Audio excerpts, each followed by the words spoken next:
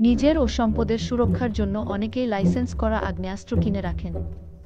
এই অস্ত্রই কখনো কখনো নিজের বিপদ থেকে আনে। এমনই এক বিপদে পড়েছিলেন যুক্তরাষ্ট্রের টেনেসির মেফিসের এক বাসিন্দা।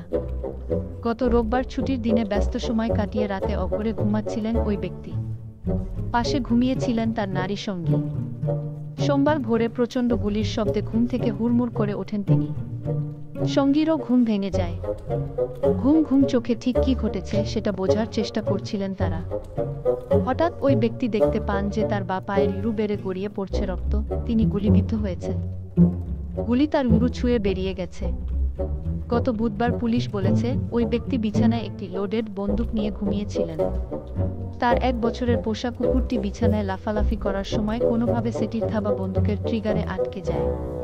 কুকুরটি পা ছাড়াতে গিয়ে লাফালাফি করলে ট্রিগারে চাপ লেগে গুলি বেরিয়ে যায়। প্রাণে বেঁচে গেলেও ওই ব্যক্তিকে হাসপাতালে গিয়ে চিকিৎসা নিতে হয়েছে। তার কুকুরটির নাম ওরেও। যুক্তরাষ্ট্রে প্রায় বন্দুক হামলার ঘটনা ঘটলেও প্রাণীর গুলিতে মানুষ হতাহত হওয়ার ঘটনা বিরল।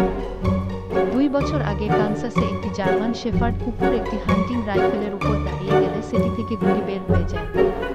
এতে 3 বছর বয়সী এক ব্যক্তি গুলিবিদ্ধ হয়ে মারা গিয়েছে।